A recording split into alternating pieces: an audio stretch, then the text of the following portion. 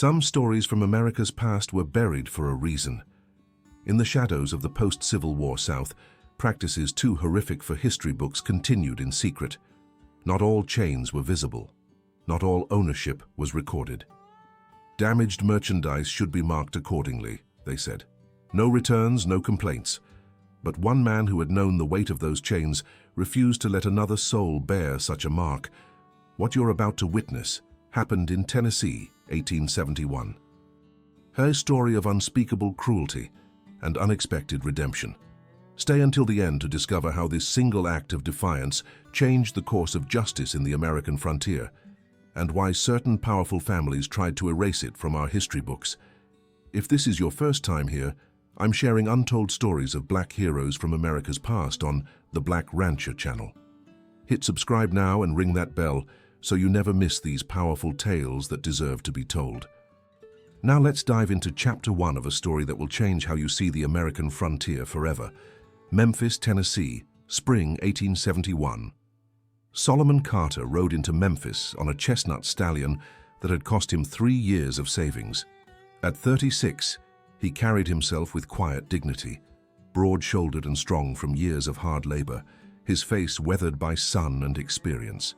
His dark eyes missed nothing as he surveyed the bustling streets. 6 years after the war between the states had ended, Memphis was rebuilding. New businesses stood alongside older structures, and the streets teemed with activity. Solomon noted how conversations faltered as he passed, how white pedestrians watched him warily. As a freedman who now owned a modest but successful cattle operation outside the city, Solomon was a living contradiction to those who claimed black men couldn't thrive independently.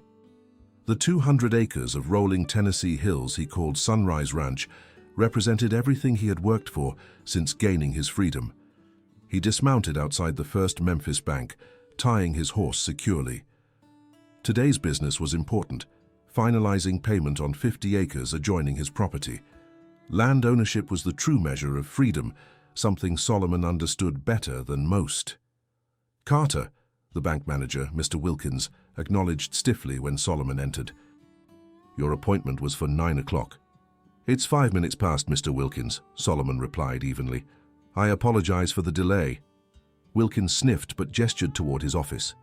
"The paperwork is prepared. Do you have the funds?" Solomon reached into his coat and withdrew a leather pouch. $300 as agreed. The bank manager counted the money meticulously, then pushed the deed across his desk. "Sign here and here." As Solomon's pen scratched across the paper, Wilkins spoke casually. "You're acquiring quite a bit of land, Carter. Some folks might wonder about that." Solomon looked up, his gaze steady. "Is there a legal limit to how much land a man can purchase with honest money, Mr. Wilkins?" No, the banker replied hastily. "Just an observation." After completing the transaction, Solomon stepped back onto the street, the deed safely tucked inside his coat. The additional acreage would allow him to increase his herd by 20 head, maybe more with proper management. As he untied his horse, a voice called out, "Mr. Carter!" Solomon turned to see a young black man hurrying toward him, Josiah Turner, who worked as a stable hand at the River's Edge Hotel. "Mr. Carter," Josiah said again, breathless, "Miss Emma sent me to find you. Says it's urgent." Emma Washington was one of the few people Solomon trusted implicitly in Memphis. A free-born black woman who ran a respectable boarding house, she had helped many newly freed people find their footing after the war. "What's happened?" Solomon asked, immediately alert. Josiah glanced around nervously. "She didn't say exactly, sir. Just that you should come to the back entrance of her place right away, and," he lowered his voice, "she mentioned something about Carter's Creek, said you'd understand." Solomon's expression darkened. Carter's Creek was where he had been born into slavery, a plantation owned by the Blackwood family. He hadn't heard the name spoken aloud in years. "Thank you, Josiah. I'll go now." Solomon mounted his horse and rode quickly through the streets toward Emma's boarding house on the eastern edge of town. His mind raced with possibilities, none of them good. The Blackwood plantation had been sold after the war when the family's fortunes collapsed. Why would Emma mention it now? The back door of the boarding house opened before Solomon could knock. Emma Washington stood there, her usually composed face tight with concern. "Solomon," she said, pulling him inside. "Thank God you're here." "What's happened, Emma?" She led him through the kitchen to a small room off the back hallway. "A girl showed up this morning, exhausted, half-starved, says she escaped from Carter's Creek 2 days ago." Solomon stopped. "That's not possible." "The plantation was sold, the slaves freed." Emma's eyes were grave. "Some things never truly end, Solomon. They just go underground." She opened the door, revealing a young woman sitting on a narrow bed. She couldn't have been more than 20, with deep brown skin and eyes that held too much knowledge of suffering. When she saw Solomon, she stood quickly, her thin frame trembling slightly. "This is Naomi," Emma said gently. "Naomi, this is Mr. Carter, the man I told you about." "Sir?" the girl whispered, ducking her head respectfully. "You came from Carter's Creek?" Solomon asked, keeping his voice gentle. Naomi nodded. "Yes, sir. Mr. Jonathan Blackwood's place." Solomon frowned. "Jonathan Blackwood? That's not possible. Thomas Blackwood owned Carter's Creek and he died during the war." "Thomas was his father, sir," Naomi explained. "Mr. Jonathan came back from the east 2 years ago, bought back some of the land. He's been—" She faltered. "He's been collecting people," Emma finished flatly. "Former slaves, mostly, offering work contracts, then changing the terms. Once they're isolated at the plantation, miles from town." Solomon felt cold anger settle in his chest. "How many?" 15 when I left," Naomi said. "Maybe more now. Mr. Blackwood, he calls it indentured service. Says we owe debts that must be paid." "And no one stops this?" Solomon demanded. Emma's laugh was bitter. "Who would stop it? The law? The same sheriffs and judges who dine at Blackwood's table?" Solomon paced the small room, his mind working. "This can't continue." "There's more," Emma said quietly. "Tell him about tomorrow, Naomi." The young woman's eyes filled with tears. "Mr. Blackwood is holding an auction tomorrow, at the old fairgrounds outside town. It's not advertised openly, just for certain men he trusts." "An auction?" Solomon repeated, his voice dangerously quiet. Naomi nodded. "For those who've caused trouble, made too many escape attempts, or—" She looked down. "The women who've refused him." "Dear God," Solomon whispered. "There's a woman," Naomi continued. "Miss Ruth. She fought back when Mr. Blackwood, when he tried to—" She couldn't finish. "She's being sold tomorrow," Emma said, "with a difference. Blackwood's adding his brand to her, like cattle, to make an example." Solomon's hands clenched into fists. "How do you know this?" "I overheard them planning it," Naomi said. "That's why I ran. I couldn't bear to see it happen to Miss Ruth. She was always kind to me." Solomon was silent for a long moment. Then, "Where exactly is this auction being held?" Emma grabbed his arm. "Solomon, you can't be thinking—" "Tell me, Emma." She sighed. "The old Campbell Fairgrounds, noon tomorrow." Her eyes searched his. "What are you planning?" Solomon's expression was resolute. "Something that should have been done a long time ago." The old Campbell Fairgrounds lay 3 miles outside Memphis, a collection of weathered buildings that had once hosted county fairs and livestock auctions. Now, on this spring morning, it served a darker purpose. Solomon approached cautiously, leaving his horse tethered in a grove of trees a 1/4 mile away. He wore plain clothes, a simple brown coat over a cotton shirt, work pants, and sturdy boots. A wide-brimmed hat shadowed his features. At his hip, concealed by his coat, was a Remington revolver. From his position behind a dilapidated storage shed, Solomon surveyed the scene. A half-dozen expensive carriages were parked near the main auction barn. Men in fine suits conversed in small groups, smoking cigars and speaking in low voices. All white, all wealthy, the so-called pillars of Memphis society. Solomon recognized several. Judge Harrison, whose courtroom consistently ruled against freedmen in property disputes. Elijah Winters, owner of the largest textile mill in the county. Reverend Phillips, whose Sunday sermons regularly included passages about the divine order that placed white men at the top of God's hierarchy. And there, directing a worker to unload a crate from a wagon, was Jonathan Blackwood. Younger than Solomon had expected, perhaps 30, Blackwood had the aristocratic bearing of a man born to privilege. Tall and lean, with precisely trimmed sandy hair and a neat mustache, he moved with the casual confidence of someone who had never been denied anything he wanted. Solomon felt a chill when he recognized the crate being unloaded. It contained branding irons. He had seen similar boxes on cattle drives. His jaw tightened at the confirmation of Naomi's story. More men arrived, and by noon nearly 20 of Memphis's elite had gathered. Solomon slipped around to the back of the auction barn, finding a small window that allowed him to see inside without being observed. The interior had been arranged with rows of chairs facing a small raised platform. A heavy post with iron rings attached stood at the center of the platform. Next to it, a small brazier glowed with hot coals. Solomon's stomach turned. This was real. This was happening in 1871, 6 years after the Emancipation Proclamation had supposedly ended such horrors. The men filed in, taking seats and exchanging pleasantries as if attending a theater performance. Jonathan Blackwood moved to the front of the room and raised his hands for silence. "Gentlemen, thank you for attending this private auction. As you know, discretion is paramount in these delicate matters. What transpires here today must remain among us." Murmurs of agreement rippled through the crowd. "Today's offering is unique," Blackwood continued smoothly. "A troublesome but valuable piece of property, young, strong, and potentially useful for breeding purposes, despite her willful nature." Solomon's hand moved unconsciously to his revolver. "Before bidding begins," Blackwood announced, "I've arranged a special demonstration. A new approach to ensuring problematic property remains identifiable." He nodded to 2 burly men standing near a side door. They disappeared briefly, then returned dragging a woman between them. Her wrists were bound with rope, and her clothes, a simple shift dress, were torn and dirty.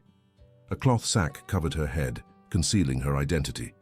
The men forced her to the post and secured her wrists to the iron rings. One of them tore away the back of her dress, exposing her shoulder blade. "Gentlemen," Blackwood called out, "in cattle ranching, branding serves 2 essential purposes. It marks ownership, yes, but it also deters theft. Who would steal what is clearly marked as belonging to another?" He smiled thinly. "I propose we adopt this practical approach with human property as well." He walked to the brazier and lifted a branding iron. The end glowed orange-red, formed in the shape of a stylized bee. "Once marked," Blackwood continued, "no one will shelter this woman should she attempt escape again. No one will hire her. She will forever carry the mark of her rightful owner." Solomon had seen enough. Moving swiftly, he circled to the main entrance of the barn. The single guard posted there looked up in surprise as Solomon approached. "This is a private event," the guard began, reaching for his weapon. Solomon's fist connected with the man's jaw before he could finish his sentence. The guard crumpled, and Solomon caught him, lowering him quietly to the ground. Taking a deep breath, Solomon pushed open the barn door. Inside, Blackwood was approaching the bound woman with the glowing brand. "Stop!" Solomon's voice rang out, commanding attention. Every head turned. Shock registered on faces throughout the room. Some men stood abruptly, reaching for concealed weapons. "This is a private function," Blackwood said coldly. "You are trespassing." Solomon stepped further into the room. "I'm here to bid." A ripple of disbelieving laughter moved through the audience. Blackwood's eyes narrowed. "You misunderstand the nature of this gathering, boy. Your kind isn't welcome here." "My money spends the same as yours," Solomon replied evenly, pulling out a leather pouch that clinked heavily with coins. "Unless you're refusing a legitimate bid based solely on the color of my skin, that would violate federal law, wouldn't it, Judge Harrison?" The judge shifted uncomfortably in his seat. "This is absurd," Blackwood spat. "Remove him." 2 men moved toward Solomon, but stopped when he opened his coat enough to reveal his holstered revolver. "I'm here legally," Solomon said, "to participate in a public auction." "This is not a public auction," Reverend Phillips objected. "No?" Solomon raised an eyebrow. "Then what exactly is it, Reverend? Because it looks remarkably like human trafficking, slavery." practices explicitly forbidden by the 13th Amendment. An uneasy silence fell over the barn. Solomon took another step forward. I wonder what the federal marshals in Nashville would make of this gathering, or the northern newspapers always hungry for stories of southern defiance. Blackwood's face had gone pale with fury. You dare threaten us? I'm offering to solve a problem for you, Solomon replied calmly. I'm willing to pay for this woman, a legitimate transaction that leaves no questions for authorities to ask. Judge Harrison cleared his throat. Perhaps we should consider the offer, Jonathan. It would avoid complications. Blackwood's eyes darted around the room, calculating. Solomon could almost see his mind working, weighing the risks. Very well, Blackwood said finally. Do you wish to bid? The starting price is $500. It was an astronomical sum meant to be impossible. Solomon didn't hesitate. I'll pay it. Shock registered on Blackwood's face, quickly replaced by calculation. Cash. Now. Solomon approached slowly, keeping his eyes on the woman still bound to the post. Her shoulders trembled slightly, but she made no sound. He counted out the money, nearly every dollar he had saved to expand his herd. Blackwood snatched it from his hands and verified the amount. Take her and go, Blackwood said coldly. But remember this. You've made powerful enemies today, Carter. Solomon met his gaze steadily. And you've been reminded that the law applies to everyone, Mr. Blackwood. Even you. Moving to the platform, Solomon gently untied the woman's wrists. She swayed slightly, and he steadied her with a hand on her arm. Carefully, he removed the sack from her head.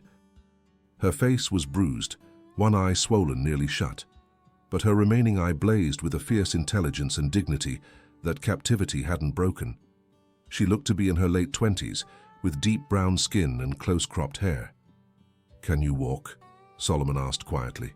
She nodded once, drawing herself up straight despite her injuries. Solomon removed his coat and placed it around her shoulders, covering her torn dress.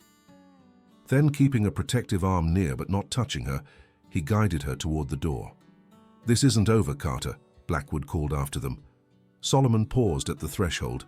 Without turning, he replied, On that point, Mr. Blackwood, we agree completely. You're watching the Black Rancher channel, where we uncover the hidden stories of courage from America's past. If you're moved by Solomon's stand against injustice, hit that subscribe button and share this video. This story only gets more powerful from here, and you won't want to miss what happens next. The journey back to Memphis was slow. Solomon had retrieved his horse, but the woman, Ruth, he learned, was weakened from days of mistreatment.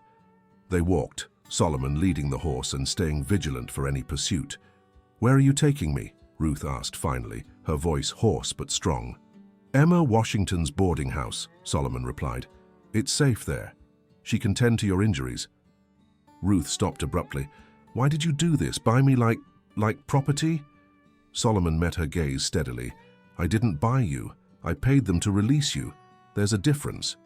Not to them, she countered. No, he agreed, but it should matter to you. You're free, Miss Ruth.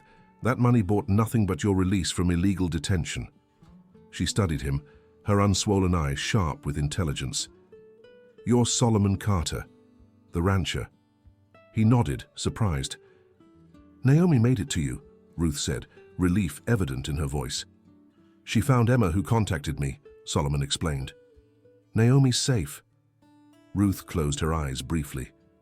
Thank God. They continued walking, silent for a time. I was a teacher, Ruth said suddenly. Before, in Ohio. I came south after the war to help establish schools for freed children. Her laugh was bitter. I was so idealistic. Thought the war had settled things. The war ended slavery on paper, Solomon said. But some mindsets don't change with the stroke of a pen. How did you get your freedom? She asked. Solomon was quiet for a moment. I was born on Carter's Creek plantation. Took the name when I was freed. My master, owner, he corrected himself, was Thomas Blackwood, Jonathan's father. You were owned by Blackwoods? Ruth asked, surprised. Solomon nodded. Thomas Blackwood died early in the war. His wife fled north with their children. When Union forces reached Tennessee in '63, I joined up, fought with the 2nd U.S. Colored Infantry until the surrender. And after? Came back here, worked whatever jobs I could find, saved every penny. A small smile touched his lips. Land was cheap after the war. Nobody wanted to sell to a black man, but money talks. Started with 50 acres, built it up to 200 now. A black landowner, Ruth mused. No wonder Blackwood hates you. You're living proof his worldview is wrong. Solomon hadn't considered that perspective. Perhaps. As they approached the outskirts of Memphis, Solomon grew more cautious, taking less traveled streets to reach Emma's boarding house. The sun was setting when they finally arrived at the back door. Emma gasped when she saw Ruth's condition. "Bring her in quickly." Inside, Emma led them to a small but clean room. "Naomi, fetch hot water and my medicine box," she called to the young woman who appeared in the hallway. Naomi's eyes widened at the sight of Ruth. "Miss Ruth, you're alive." "Thanks to Mr. Carter," Ruth said, her voice betraying her exhaustion. "Rest now," Emma said firmly. "We'll talk more when you've had time to recover." In the kitchen, Emma poured Solomon a cup of strong coffee. "You actually bought her freedom." "Paid Blackwood $500, Solomon confirmed. Emma whistled softly. "That's a fortune." It was that or watch them brand her like an animal. His hands tightened around the coffee cup. "What Blackwood's doing out there, it's slavery by another name, Emma. And you've put yourself squarely in his sights," Emma warned. "Jonathan Blackwood isn't a man who forgives." "Neither am I," Solomon replied quietly. Emma studied him. "What are you planning?" "Blackwood isn't the only one with connections," Solomon said. "There's a journalist from Chicago staying at the Porter Hotel, looking for stories about the New South. So I think he'd be very interested in what's happening at Carter's Creek." "That's dangerous, Solomon. So is doing nothing." He stood, placing his empty cup on the table. "Will you look after Ruth? Keep her safe until this is settled?" Emma's expression softened. "Of course. But what about you? Blackwood knows where your ranch is." "I can take care of myself," Solomon assured her. "And I'm not without friends." As he prepared to leave, Ruth appeared in the kitchen doorway, her face freshly washed and her injuries bandaged. "Mr. Carter," she said, "I want to thank you properly." "No need, Miss Ruth.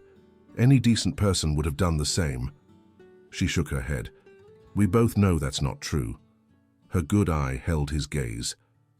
"What you did today, it wasn't just about me, was it?" Solomon considered her question. "No," he admitted. "It wasn't.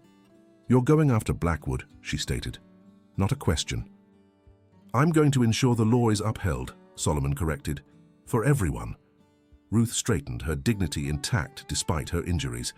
"Then I'm coming with you." "Absolutely not," Emma interjected. "You need rest and recovery." "What I need," Ruth said firmly, "is justice. Not just for me, but for the others still trapped at Carter's Creek." She turned to Solomon. "You need me. I can identify everyone. Testify to what I've seen." Solomon hesitated. She was right. Her testimony would be crucial. But the danger... "Tomorrow," he compromised. "Rest tonight. We'll speak to the journalist tomorrow." Ruth nodded, accepting the terms. "At first light, Mr. Carter." As Solomon left the boarding house, the night air cool against his face, he felt the weight of what lay ahead. Confronting Blackwood meant challenging not just one man, but an entire system that had survived the war and its aftermath, a system of power and privilege that viewed people like Solomon and Ruth as less than human. But for the first time, he wasn't fighting alone. Solomon woke to the pounding of fists on his door. He reached for his revolver before recognizing the voice calling his name. "Solomon, wake up!" It was Marcus Johnson, his nearest neighbor and one of the few white farmers who treated Solomon as an equal. Solomon opened the door to find Marcus disheveled and out of breath. "Riders heading this way," Marcus gasped. "At least 8 men, armed, moving fast." Solomon was already pulling on his boots. Blackwood. Didn't recognize all of them, but Jackson Miller was with them, Blackwood's foreman. How long? 10 minutes, maybe less. Solomon moved quickly, gathering his revolver, rifle, and a small pouch of emergency funds he kept hidden in a floorboard. "Get your family out of here, Marcus," he instructed. "Don't let them find you helping me." Marcus hesitated. "We can stand together. I've got my sons." "No," Solomon cut him off. "This is my fight. I won't have your family caught in it." He gripped Marcus's shoulder. "You've been a good neighbor and friend. Now go." As Marcus reluctantly departed, Solomon surveyed his small cabin. The home he had built with his own hands, the first place that had truly belonged to him. Anger rose in his chest at the thought of leaving it, but he tamped it down. Buildings could be rebuilt, lives couldn't. He saddled his horse quickly, securing his weapons and the small bag of provisions he kept ready for cattle drives. As he worked, he heard it, the distant thunder of hooves approaching. Solomon mounted and urged his horse away from the cabin, cutting across his pasture toward the dense woods that marked his eastern boundary. From there, a narrow trail would lead him to the river road, and from there, back to Memphis. He had just reached the tree line when the riders burst into his yard. Even in the darkness, Solomon could make out Blackwood's tall figure at their head. The men fanned out, surrounding the cabin. "Carter!" Blackwood's voice carried clearly through the night. "Come out and face me like a man." When no answer came, one of the riders dismounted and kicked in the door. After a moment, he emerged. "Empty," Blackwood cursed loudly. "Search the outbuildings. He can't have gone far." Solomon didn't wait to see more. He guided his horse deeper into the woods, moving as quietly as possible along the familiar trail. Behind him, a new light bloomed, bright, orange, and growing rapidly. They had set fire to his home. Solomon reined in, looking back. Flames leapt from the cabin's windows, illuminating the night sky with an angry glow. In their light, he could see the men remounting, preparing to search for him. For a moment, rage threatened to overwhelm his judgment. He could turn back, confront them. His rifle was accurate at distance, and he knew these woods better than any of Blackwood's men. But that would make him exactly what Blackwood wanted, a dangerous Negro who could be killed with impunity. Another body to be discovered days later, written off as resisting arrest or some other fiction. No, there was a better way to fight. Solomon turned his horse toward Memphis, toward Ruth and the journalist who might finally expose Blackwood's crimes. As he rode, the glow of his burning home faded behind him, replaced by the first pale light of dawn breaking through the trees. By mid-morning, Solomon reached Emma's boarding house. Ruth was already awake, dressed in borrowed clothes that were too large for her slender frame. Her face was still bruised, but her eyes were clear and determined. "They burned my ranch last night," Solomon told her without preamble. Ruth's expression hardened. "All the more reason to act quickly." She studied him. "Are you all right?" "I've lost property before," Solomon said simply. "It can be rebuilt." Emma joined them, concern evident on her face. "You can't go back there." "I don't intend to," Solomon assured her. "Not until this is finished." He turned to Ruth. "Are you still willing to speak to the journalist?" "More than willing," she replied firmly. "Then let's go. The sooner we move, the safer we'll be." The Porter Hotel stood on Memphis's main street, a three-story brick building that catered to northern businessmen and travelers. Solomon and Ruth entered through a side door, avoiding the main lobby where they might draw unwanted attention. Jacob Pierce, the Chicago journalist, received them in his room on the top floor. He was younger than Solomon had expected, perhaps 30, with intelligent eyes behind wire-rimmed spectacles. "Mr. Carter," Pierce greeted them, "and you must be Miss Ruth. Please sit down." For the next hour, Ruth recounted everything: her initial capture, the conditions at Carter's Creek, the other captives still held there, and finally, the auction where Blackwood had attempted to brand her. Solomon added his own observations, describing the prominent Memphis citizens who had attended the auction. Pierce took copious notes, interrupting occasionally with questions. When they finished, he sat back, his expression grave. "This is extraordinary," he said finally. "Slavery continuing years after emancipation with the complicity of local officials. And you say Judge Harrison was present at this auction?" Solomon nodded. "Along with Reverend Phillips Elijah Winters and at least 15 other prominent men." Pierce's eyes gleamed with journalistic fervor. "This could be the biggest story I've written, But, he hesitated, I'll need more than testimony, evidence, proof that would stand up to the denials that will certainly come. There are 14 others still held at Carter's Creek, Ruth said. Their existence is proof. If we can get to them, Pierce pointed out. Solomon leaned forward. What if we could? What if we could free them and bring them to testify? Pierce's eyebrows rose. That would be compelling indeed. But how? I know the plantation, Solomon said. I was born there. And with federal marshals would need a warrant, Pierce interrupted, which requires evidence sufficient to convince a judge. It's circular. Ruth's voice was quiet, but firm. Then we gather that evidence ourselves. Both men turned to her. Blackwood keeps ledgers, she continued, records of all his transactions. I've seen them in his study. Those books would prove everything, the false contracts, the auctions, all of it. Pierce looked skeptical. And how would we access these ledgers? Ruth met his gaze steadily. I go back. Absolutely not, Solomon said immediately. Listen to me, Ruth insisted. Blackwood thinks I've been sold to you, Mr. Carter. He has no reason to suspect I would return voluntarily. I can get inside, find the ledgers, and bring them out. It's too dangerous, Solomon argued. If you're caught, I won't be, Ruth said with quiet confidence. Before I taught, I worked for the Underground Railroad. This wouldn't be my first time behind enemy lines. A long silence followed her revelation. If, and I stress if, we were to attempt this, Pierce said slowly, I have contacts with federal authorities who could act quickly once we have evidence. We would need a plan, Solomon said, still reluctant but beginning to see the possibility. A way in, a way out, and support ready to move when needed. Ruth's smile was grim. Then let's make one. The moon was just past full, providing enough light to navigate but enough shadow to conceal their movements. Solomon, Ruth, and Pierce crouched at the edge of the woods bordering Carter's Creek plantation. In the distance, the main house stood dark and silent.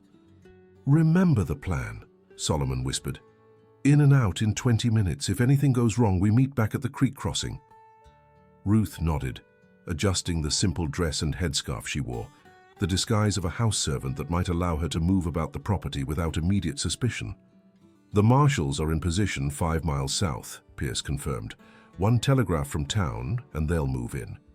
They had spent 2 days planning, gathering information from Naomi and other former slaves who knew the plantation layout.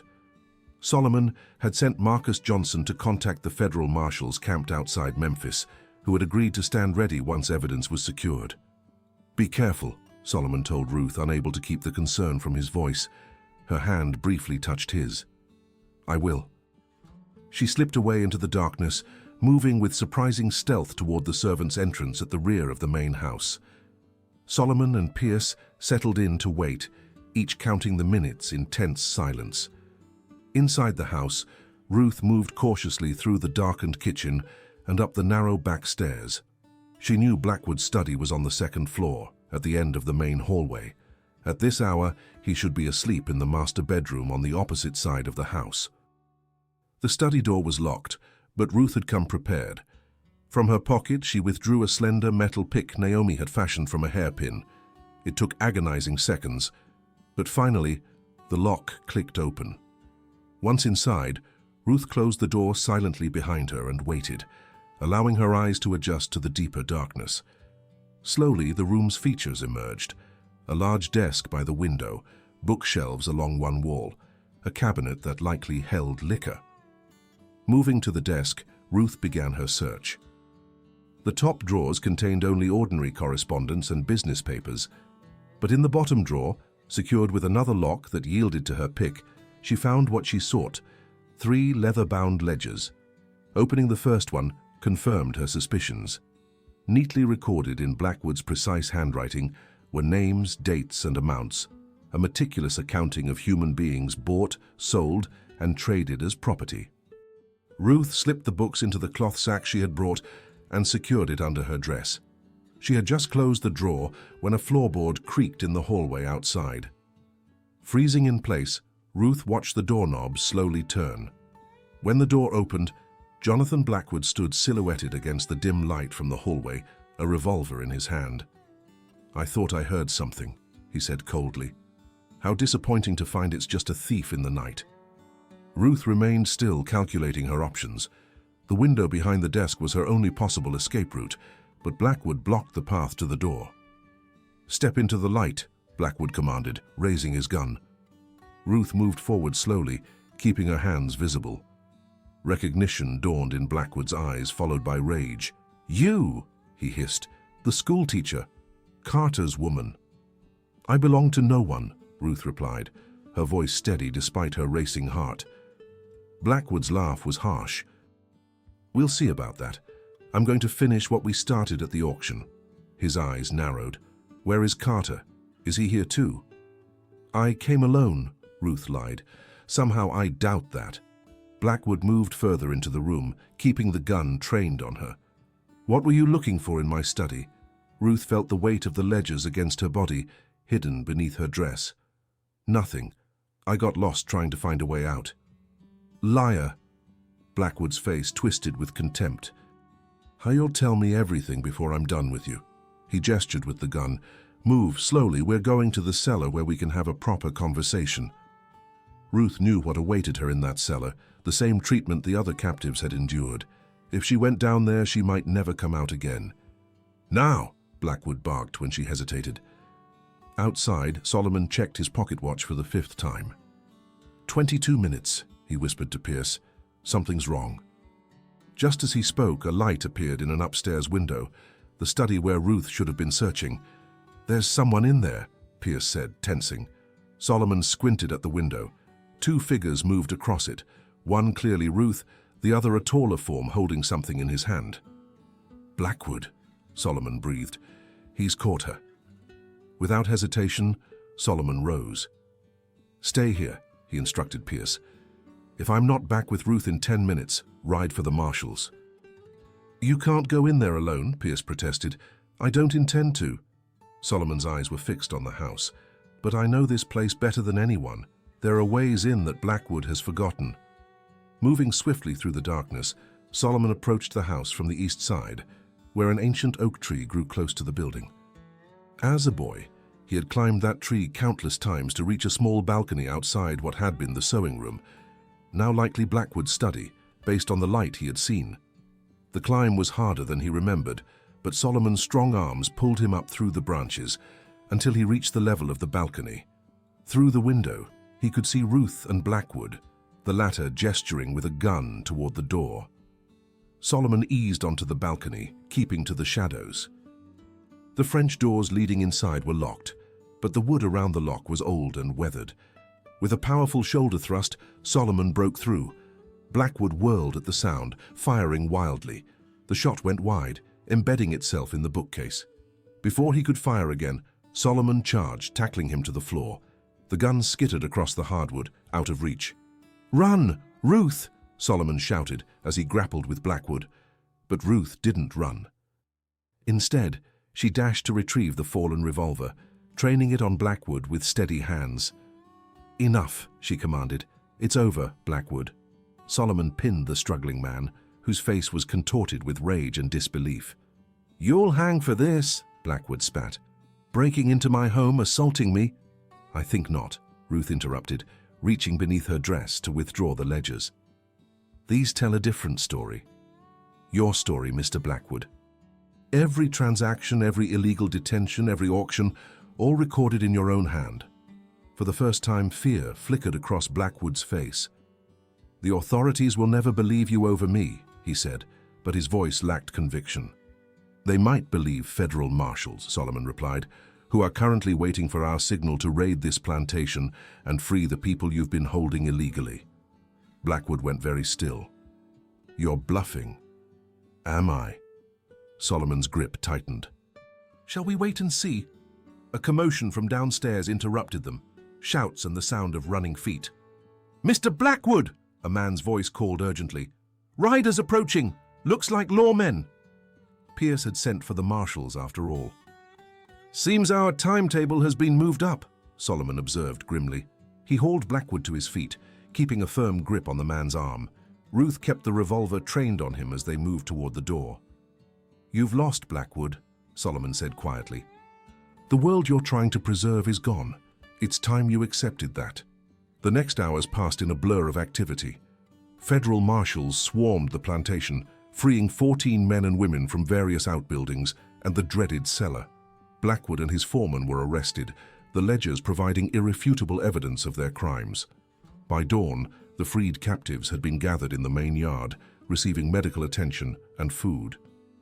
Their faces showed the marks of mistreatment, but also something else, the dawning realization of freedom, perhaps for the second time in their lives.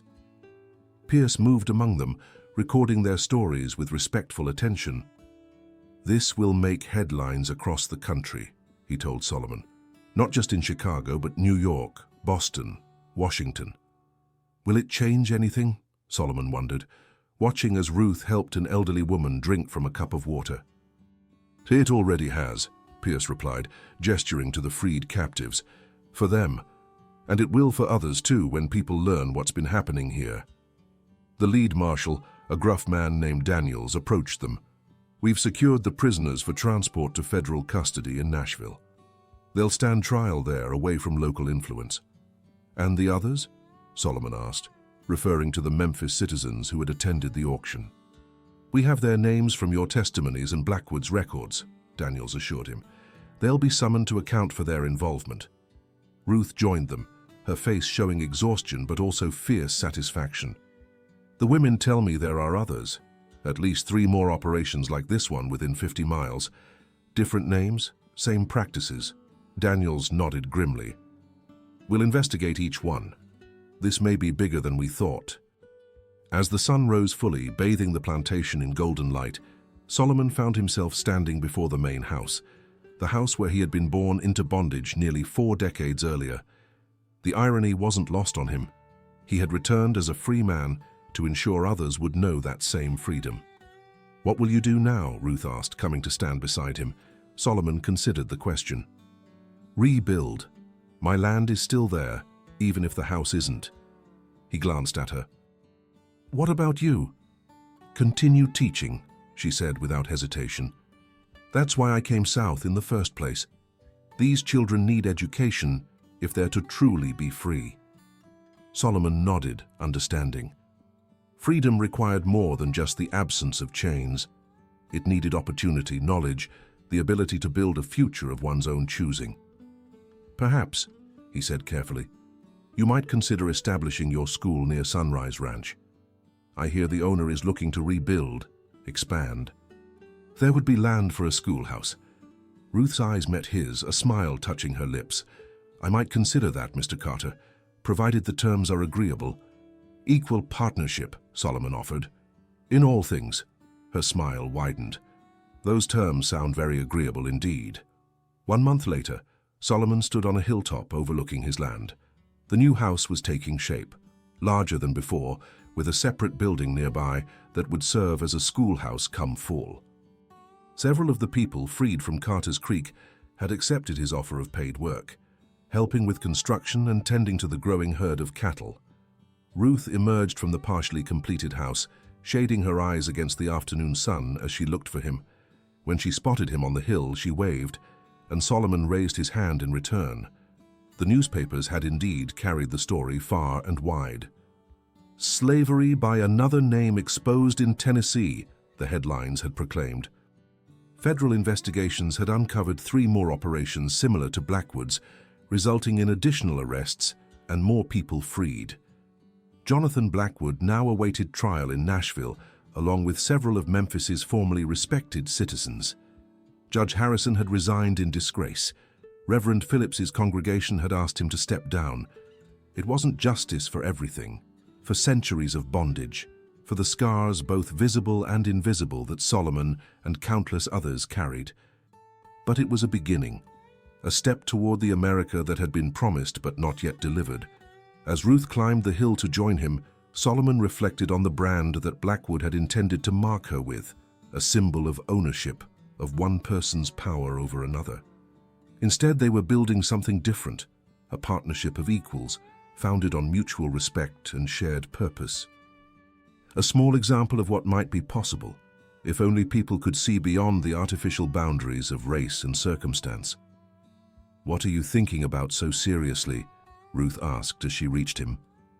Solomon smiled, taking her hand in his. "The future," he said simply, "and how we might help shape it." Together they looked out over the land that was theirs, not by ownership of each other, but by shared vision and labor. A new beginning, built on the ashes of an unjust past. The chains were broken, and they would ensure they stayed that way. You've just witnessed they branded her as property at the auction. The Freedman broke the chains and took her home. A story that reveals the ongoing struggle for true freedom in post-Civil War America. If this story moved you, please hit that subscribe button and join the Black Rancher community. These are the histories that weren't taught in school, stories of courage, resistance, and dignity that deserve to be remembered. Share this video with someone who appreciates powerful historical narratives. Your support helps us continue uncovering these hidden chapters of American history. Thank you for watching, and remember, freedom isn't just the absence of chains, it's the presence of justice, opportunity, and respect. Until next time, this is The Black Rancher, keeping forgotten histories alive.